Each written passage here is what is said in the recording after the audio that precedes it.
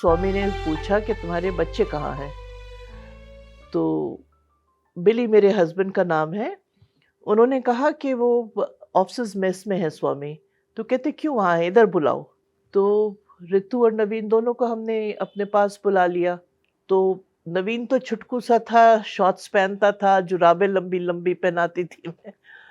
तो वो तो बाबा उसको हर टाइम अपने पास चिपटा के रखते थे। क्या करता था उनके पास मुझे समझ नहीं आती थी, क्योंकि हम लोग तो नहीं जाते थे उस एरिया में, लेडीज़ नहीं जाती हैं। पर सारा टाइम से पीछे-पीछे घूमता रहता था ये। ऋतु ऑफ कोर्स नहीं जा सकती थी इतना, क्योंकि लड़कियों को, लेडीज़ को नहीं अलाउ करते बाबा के पास। मेरी फिर ड्यूटी लगी थी उनके कमरों की और डाइनिंग रूम की, कि मैं उनका डाइनिंग टेबल सेट करती थी सारा कुछ। और जितने उनके साथ लोग आए थे उनके बैठने के लिए हम लोगों ने छोटे टेबल और पटरे बनाए थे जहाँ वो सब बैठते थे और खाना सर्व हम करते थे। मैं नहीं आती थी खाना सर्व करने, मिसेस मल्होत्रा करती थी, क्योंकि फिर जैसे मैंने बताया लेडीज़ इतने आगे नहीं जाती थी। अब हम स्वामी को लेके जाते थे श्रीनगर से, कभी यहाँ कभी वहाँ, जगह-जगह।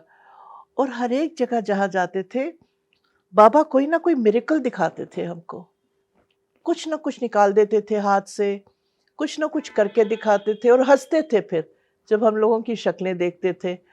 तो वो इसलिए नहीं कर रहे थे कि कुछ किसी को बताने के लिए, वो सिर्फ़ जैसे खेल खेलते हैं ना, हम बच्चे हैं और वो बड़े हैं, खेल खेलते हैं, वैसे वो करते रहते थे। उन्होंने बहुत सुंदर मूर्ति मिसेस मल्होत्रा के लिए निकाली, सिल्वर की मूर्ति जिसमें गोल्ड की मूर्तियाँ बनी थी, इतनी छोटी-सी। मनोज कुमार बहुत मानते थे स्वामी को, तो वो और उनकी मदर आई थी, मिसेस मनोज कुमार और उनकी मदर। और वो भी साथ-साथ जहाँ हम लोग जाते थे, वो अपने इंडिपेंडेंटली वहाँ पहुँच जाया करते थे और उनको कोई मना नहीं करता था। तो उनको भी बाबा ने शिवलिंग बना के दिया, मिसेस मल्होत्रा को भी दिया। बस ऐसे टाइम निकलता रहा, हम सारी जगह घूमे, बहुत अच्छे से घूमे। हम लोग पहलगाम गए थे, तो वहाँ स्वामी की मैंने टेबल लगाया था उनके खाने का, तो मैंने फूल यहाँ रखे थे। तो वो उठा के कहते हैं, "बेरी ये कौन-सा फूल है?" तो बेरी कहते हैं, "स्वामी ये बटन रोज़ है।" तो कहते हैं, "अच्छा बटन रोज़ है?" "हाँ।" तो हाथ में चलते हैं और एक अंगूठी निकाल देते हैं। वैसी ही अंगूठी उन्होंने राजेश खन्ना जी को भी दी थी फिर। और मुझे तो स्वामी कभी ज्वेलरी नहीं देते थे, मैं सच्ची बात बताऊँ। मैं सब अपनी अंगूठियाँ उतार के इंटरव्यू के लिए जाती थी और वो कुछ नहीं देते थे। इन आदमियों को ही देते रहते थे, मेरे हस्बैंड और मेरे बेटे को, मुझे नहीं देते थे। पर फिर मैंने रियलाइज़ किया कि जब हम लोग पुट्टापर्थी पहुँचे, तो मैं मिसेस मल्होत्रा के साथ पहले गई पुट्टापर्थी, मेरे हस्बैंड नहीं जा सके थे तब। तो स्वामी राउंड बिल्डिंग की इनॉग्रेशन कर रहे थे, तो वहाँ मैंने जाके स्वामी के ने पद नमस्कार दिया मुझे। मैंने कहा, "स्वामी सॉरी, बिना परमिशन के मैं आ गई।" तो कहते, "माँ, तू तो मेरी बेटी है, ये तेरा घर है, तुझे किस लिए चाहिए परमिशन? तू जब मर्ज़ी आ।" जिसको आप भगवान समझना शुरू कर दिया है, बोलते हैं तो आपका दिमाग घूम जाता है, आप उसको अपने दिमाग में कर नहीं सकते कि क्या बोला इन्होंने, बड़े प्यार से बोला। बस इंटरव्यू में हमको रोज़ बुलाते थे, तो उन्होंने मुझे कहा, "माँ, डॉक्टर बोलेंगे तुमको कैंसर है, पर स्वामी तुम्हें लंबी और बड़ी खुशी की ज़िंदगी देता है।" तो ऐसे ठीक है। तब समझ नहीं आया ये स्वामी क्या कह रहे हैं, कैंसर है, मुझे तो कुछ भी नहीं है। और फिर अगले दिन उन्होंने, स्वामी ने मेरे हस्बैंड को बोला कि बेरी, फ़ौज तुम्हारे लिए नहीं है, छोड़ दो इसको। अब आप खुद देखें कि किस तरीके से वो हमारे दिल में समा गए थे, कि मेरे हस्बैंड ने एकदम अप्लाई कर दिया रिटायरमेंट के लिए, जबकि उनको प्रमोशन का लेटर आ चुका था। तो हम लोग दिल्ली आ गए, तो मैं 4-5 गायनेकोलॉजिस्ट जो बड़ी-बड़ी थी उनके पास मुझे मेरे हस्बैंड लेके गए। उन्होंने कहा कि बायोप्सी करनी है, बायोप्सी करी। तो कहा तुम्हें तो गैलोपिंग कैंसर है, अगर तुम अभी ऑपरेशन नहीं करवाओगी तो 2 महीने के अंदर तुम खत्म हो जाओगी। तो अच्छा ठीक है, अब बोला है तो क्या कर सकते हैं। तो फिर हम लोग गए पुट्टापर्थी, स्वामी से को बताया ऐसे बोला है डॉक्टरों ने। तो स्वामी कहते कोई बात नहीं, अगस्त में ऑपरेशन करवाना। तो ठीक है, अगस्त में ऑपरेशन करवा लेंगे। और स्वामी इतना ध्यान रखते थे, इतना ध्यान रखते थे, हम लोग उस काबिल नहीं थे जितना हमको प्यार और ध्यान मिलता था। मंदिर में जब भजन होते थे तो मैं जाके वहाँ बैठती थी और मुझे आगे सीट पे बिठा, आगे लाइन में बिठा देते थे वो। तो कभी मैं अगर एक दिन नहीं पहुंची तो एकदम उन्होंने लेडी डॉक्टर मेरे कमरे में पहुंचाई कि माँ क्यों नहीं आई, क्या अब माँ ठीक तो है ना? माँ तो हट्टी कट्टी थी। तो फिर अगस्त आया तो मैंने कहा बिली मेरा तो आपको ऑपरेशन करवाना पड़ेगा, बाबा ने बोला है, और मैं तो करवाऊंगी क्योंकि बाबा मेरे पास आएंगे। क्योंकि जब बायोप्सी हुई थी तो मेरा पूरा छत ऑपरेशन थिएटर का बाबा के रंग का हो गया था, सैफरन कलर पूरा। तो मैंने कहा मैं तो ज़रूर ऑपरेशन करवाऊंगी। कहते नहीं करवाओ, नहीं बाबा से पूछना है। मैंने कहा नहीं मुझे करवाना है। खैर क्या हुआ, अगस्त आया, ललित जी के घर में भजन होता था, तो मैं ड्राइव करके वहाँ गई तो मैं भजन में मस्त हो गई, भजन आ रहा था, अपने मगन हो गई बिल्कुल। तो मुझे एक लेडी ने कहा उठो भजन शुरू हो गया। और मैं क्या देख रही थी उस टाइम कि मैं एक पलंग पे लेटी हुई हूँ, सफ़ेद चादर मेरे नीचे, सफ़ेद चादर मेरे ऊपर है, और ऊपर वाली चादर खून से लथपथ हुई हुई है, और स्वामी बैठ के उधर ऑपरेशन कर रहे हैं मेरा।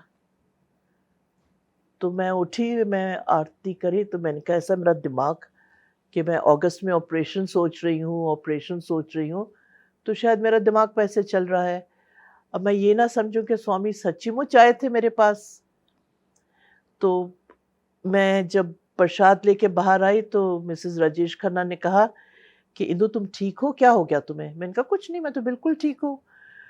तो उनको लगा कि मेरा मुंह बिल्कुल सफ़ेद हुआ हुआ था, रंग उड़ा हुआ था मेरा।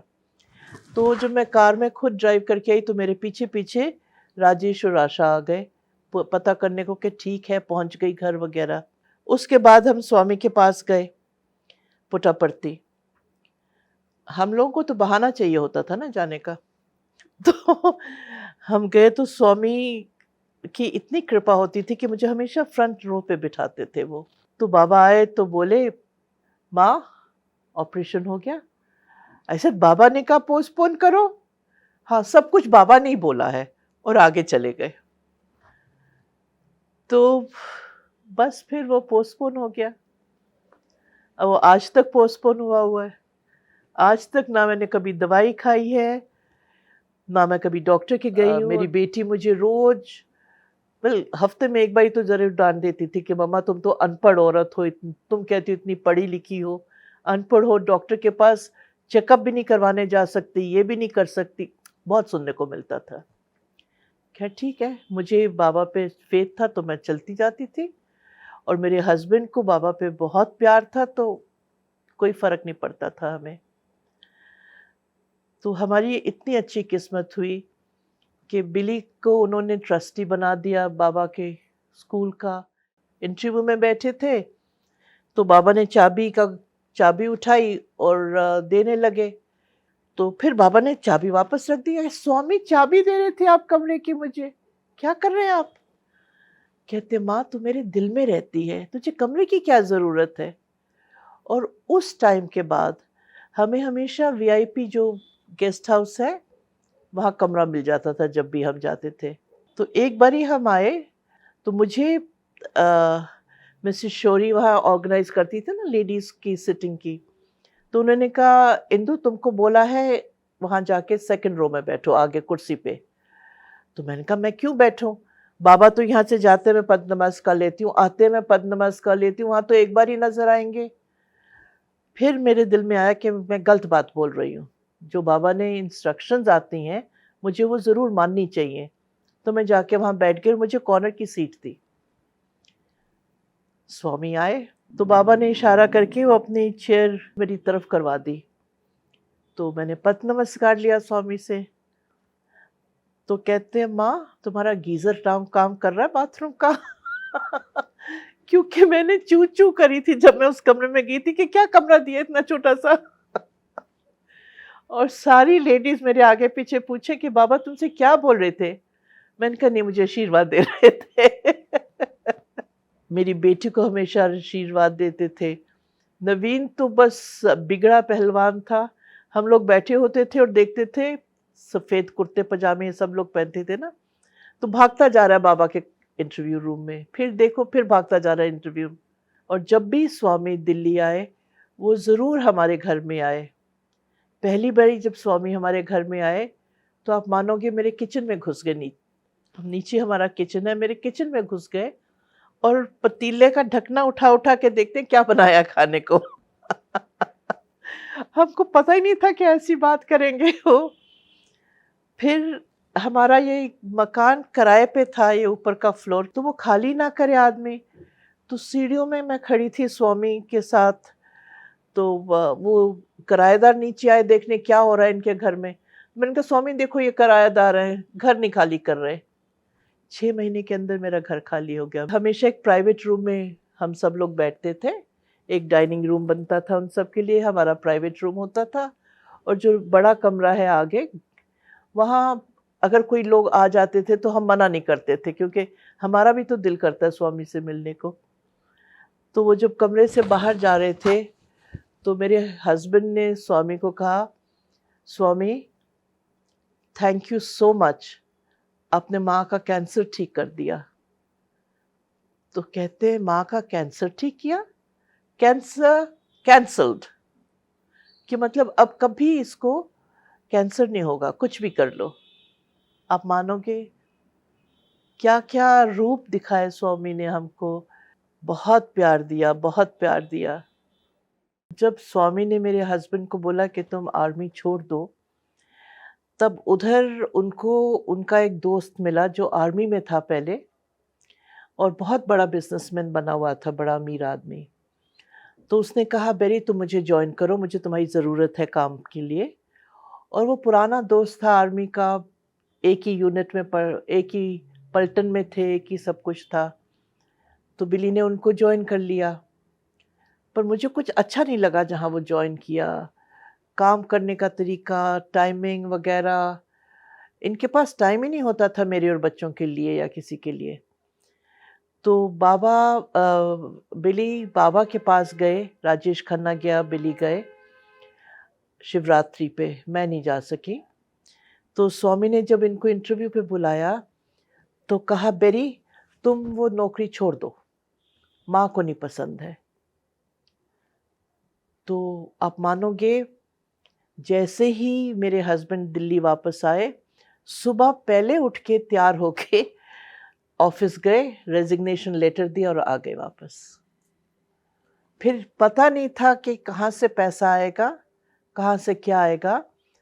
जितने भी लोग थे ना, फॉरेनर्स, जिनके साथ बिली ने काम किया था अपने दोस्त के ज़रिए, वो मेरे हस्बैंड को बहुत मानते थे। तो वो फिर मेरे हस्बैंड को देते थे ऑर्डर्स।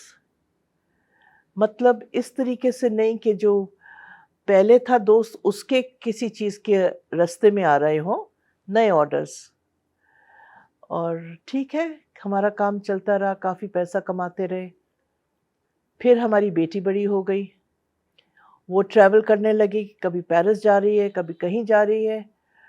तो मेरे हस्बैंड ने फिर कहा कि नहीं, मैं पहली प्रायोरिटी मेरी बेटी है। तो जब बेटी के साथ जाना होता था, तो अपने उनको कह देता था कि इतने टाइम मैं अभी नहीं अवेलेबल हूँ। ऋतु के साथ ट्रैवल करते थे, ऋतु जिसको मिलती थी मिलाते थे, सब कुछ करते थे और ये लोग वापस आ जाते थे।